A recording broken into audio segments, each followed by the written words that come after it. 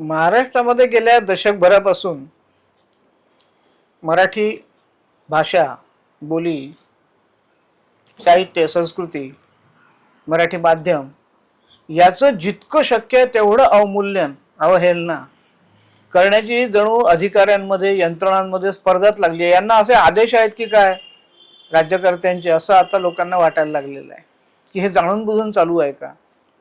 मराठी राज्यात 66 वर्ष झाल्यानंतर मराठीची या दशकात जेवढी घोर अवहेलना शासन, प्रशासन, अधिकारी या सगळ्यांच्या पातळीवरती होते आहे, ही गेल्या 66 वर्षापैकी गेल्या 56 वर्षात त्याच्या आधीच्या या राज्यांनी इतकी, या तुलनेत इतकी असंवेदनशीलता स्वतःच्याच भाषेच्या राज्यात आपल्याच भाषेची करून दाखवण्याचा जो पराक्रम अधिकारी करतायत, हा निषेधार्हच नाही आहे, नुसता बेजबाबदारपणा आहे, असांस्कृतिकपणा आहे. आणि तुम्ही कितीही लिहा, कितीही बोला, त्यात भर पडते आहे. तुम्ही काय वाटेल ते करा, आम्हाला पाहिजे तेच आम्ही करू, असं अधिकाऱ्यांनी करावं, असं राज्यकर्ते राज्य निर्माण करतायत का. सगळ्यांना एकत्र जाब विचारण्याची स्थिती आहे. एक नवीन पराक्रम बालभारती आणि राज्य शैक्षणिक संशोधन परिषदेने जे नवीन 3-4 पराक्रम केले, बोलीच्या संबंधात, लोकनृत्याच्या संबंधात, महाराष्ट्रातल्या पहिल्या शाळा कुठल्या आहेत, मुलींचे काढलेल्या त्या संबंधात, त्याच्यावर आपण बोलून झालेलं आहे. हा एक नवीन पराक्रम राज्य शैक्षणिक संशोधन परिषदेने केलेला आहे.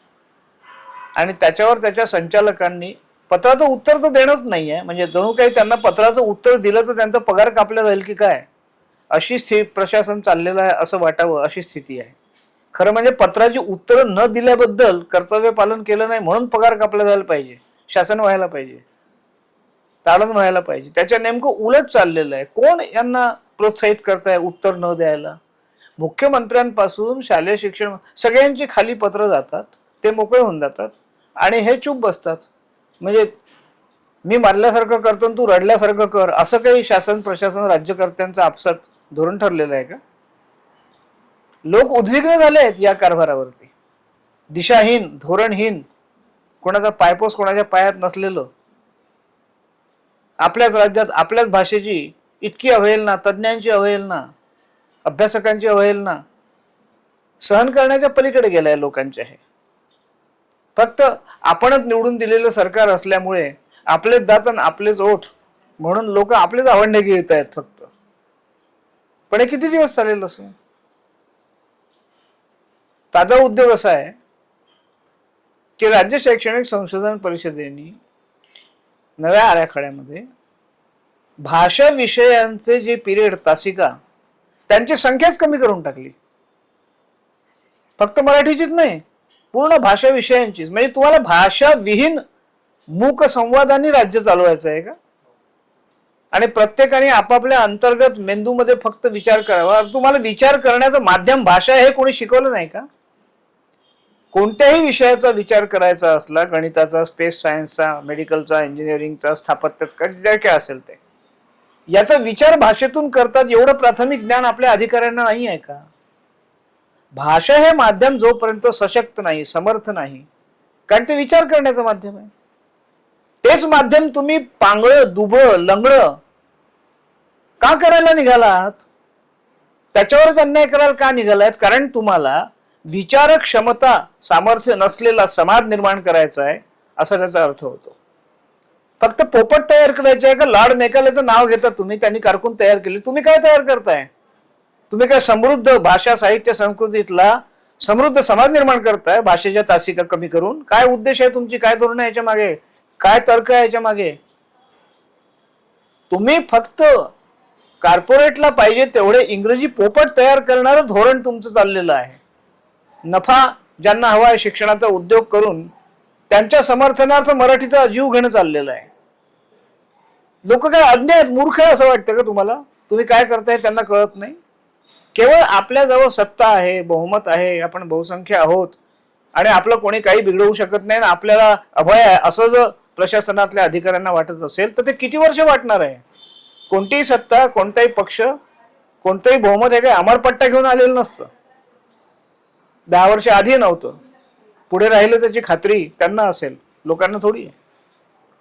तुम्ही काय वाटेल ते करा हो, पक्ष कोणताही असो, सत्ता कोणतीही असो, राज्य कोणाचंही असो, आम्हाला काही करायचं नाही. त्यासाठी आम्ही काय आमचा धर्म सोडायचा? मराठी आमचा धर्म आहे, महाराष्ट्राचा, आमची संस्कृती आहे, आमचं माध्यम आहे, त्याचा बळी आम्ही देऊ द्यायचा का तुम्हाला खुशाल? केवळ तुम्हाला निवडून दिलाय म्हणून बहुमताने? चुकीचं आहे. गैर लोकशाही वर्तन आहे, अधिनायकवादी वर्तन आहे, यालाच फॅसिझम म्हणतात. भाषेच्या तासिका तुम्ही विचार करण्याच्या मूळ माध्यमावर, साधनावरती कुठाराघात करायला निघालेला आहात. आणि याचं गांभीर्य ना शासनाला, ना प्रशासनाला, ना अधिकाऱ्यांना. ते फक्त आमच्यासारख्या 4-2 लोकांना असायला पाहिजे का? 12 कोटी लोकांची भाषा आहे, माध्यम आहे, संस्कृती आहे, आमची एकट्याची नाही आहे. जे राज्यकर्ते आहेत त्यांची पण आहे, शासन प्रशासनात जे बसलेले आहेत त्यांची पण आहे. त्यांना याची जाणीव का नाहीये? फक्त कळकळीनी तळमळीनी याबद्दल आम्हीच बोलायचं? तुम्ही काय फक्त पगार घ्यायचे, काम न करण्याचे, तुमचे उत्तर न देण्याचे, असभ्यपणे असांस्कृतिकपणे उत्तर देणं टाळण्याचे? भाषांच्या तासिका कमी करण्याच्या मागे काय तुमचा तर्क आहे? का धोरण आहे? हे समजावून सांगा ना आम्हाला. पटलं तर आम्ही मान्य करू. चर्चा तर करा. तुम्ही तर उत्तरच देत नाही. चर्चा तर खूप दूरची गोष्ट आहे हो. चर्चेसाठी बोलवण्यासाठी आधी तुमची तयारी पाहिजे ना, तुमचा अभ्यास पाहिजे. अभ्यासकांची चर्चा करण्याआधी अधिकाऱ्यांचा अभ्यास पाहिजे. हे अधिकारी IAS आज वेटरनरी डिपार्टमेंटमध्ये असतात, उद्या दुग्धपालन करतात आणि परवा मराठी भाषा हाताळतात. हा काय प्रकार आहे? हे कोणतं शासन प्रशासन आहे? निदान त्यातले तज्ज्ञ तर बसवा तुम्ही, जे कोणी असतील ते. आणि हा तज्ज्ञांचा कारभार आहे का की अज्ञांचा आहे? राज्य शैक्षणिक संशोधन परिषदेचे जे संचालक उत्तर देणं सतत टाळतात, त्यांनी त्या बातमीतल्या फक्त वर्तमानपत्रात विचारल्या गेलेल्या प्रश्नाचं उत्तर देताना सांगितलं की हे का करतायत? तर राष्ट्रीय शैक्षणिक धोरणानुसार. प्रत्येक कचरा तुम्ही जो कराल तो राष्ट्रीय शैक्षणिक धोरणाच्या नावाने खपवाल का? आम्हाला माहित नाही का धोरण काय आहे? धोरणात काय लिहिलंय?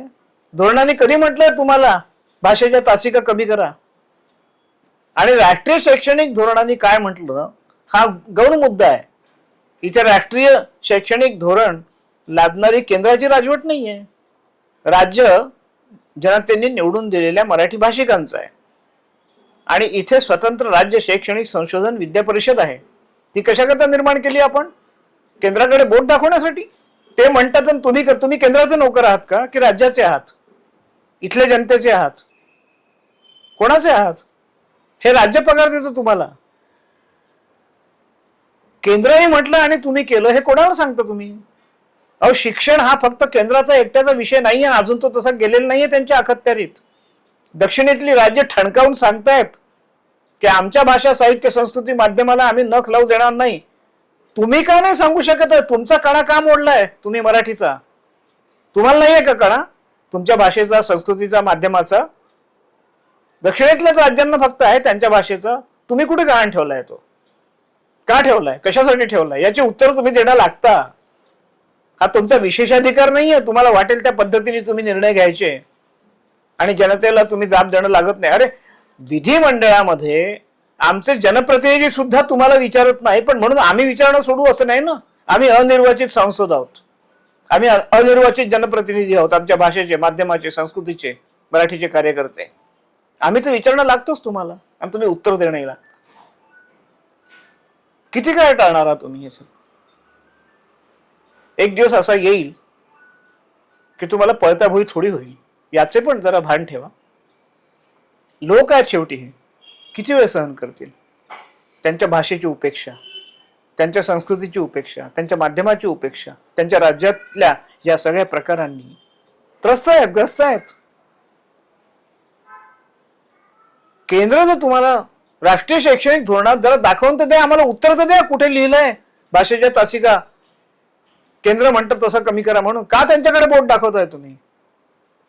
तुम्हाला कशा करता नेमलंय? तुमची परिषद कशा करताय? आराखडा तुम्हाला करायचा आहे, राज्याच्या हिताचा करायचा आहे, राज्यातल्या माध्यमाच्या हिताचा करायचा आहे, राज्यातल्या संस्कृतीच्या हिताचा करायचा आहे. मुलांवर संस्कार हा महाराष्ट्र राज्याच्या बाहेरच्या गोष्टींचा, मराठी बाह्य गोष्टींचा करायचा आहे का तुम्हाला फक्त? आणि मराठी काय गुंडावून ठेवायची आहे? आणि मुख्य म्हणजे तुम्ही भाषा विचार करण्याचं मूळ माध्यम जे आहे तेच नाहीसं करू पाहताय.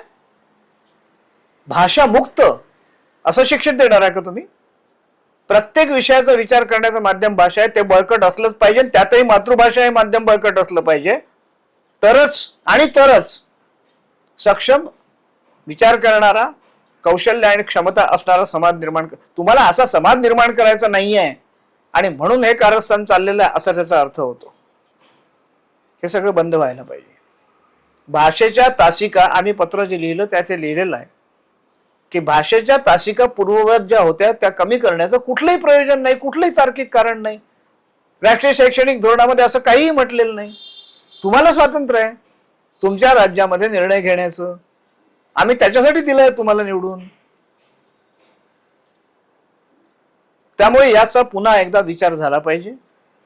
भाषेच्या तासिका ज्या आहेत त्याच्यावर कधीही कुठाराघात होता कामा नये. 82% शिक्षकांना मातृभाषेमध्ये तुम्ही प्रशिक्षण देत नाही आहात. नुसतं मराठी विषय असून चालणार नाहीये. भाषा शिक्षणाची तंत्र कौशल्य याचं प्रशिक्षण शिक्षकांना 82% शिक्षक अप्रशिक्षित आहेत. चाललं काय आहे मराठीचं मराठी राज्यामध्ये हे? आणि तुम्ही खुशाल सांगताय केंद्र सांगताय. केंद्राची नाहीये राजवट. पुन्हा पुन्हा सांगतोय आम्ही, राजवट राज्यामध्ये राज्याची आहे, राज्याने निवडून दिलेल्या जनतेच्या सरकारची आहे. याचं भान राज्यकर्त्यांनी बाळगलं पाहिजे, शासनाने बाळगलं पाहिजे, प्रशासनाने बाळगलं पाहिजे. तुम्ही आता लोक विचारतात तुम्ही काय करणार? आम्ही काय करणार?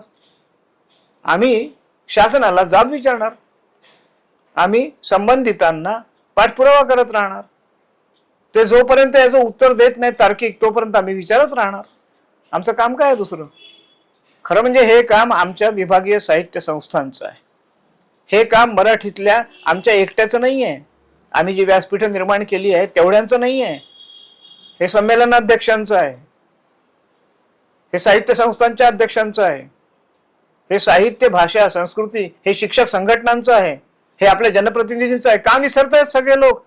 जबाबदारी आपली मराठी प्रती, मराठी माध्यमाप्रती, मराठी संस्कृती प्रती त्यांना जाब विचारण्याची गरज आहे. लोकांचं राज्य आहे, राज्यकर्त्यांचं राज्य नाही आहे, अधिकाऱ्यांचं राज्य नाही आहे, शासन प्रशासनाचं राज्य नाही आहे. त्यांना हे राज्य चालवण्यासाठी नेमलेलं आहे, त्यांना वाटेल तसं चालवण्यासाठी सुद्धा नेमलेलं नाही. भाषेच्या तासिका ज्या आहे कमी केलेल्या या पूर्ववत व्हायला पाहिजे. ही शिक्षकांची मागणी आहे, शिक्षक संघटनांची मागणी आहे. त्यामुळे तातडीने याच्याकडे लक्ष दिलं जाणं गरजेचं आहे. धन्यवाद.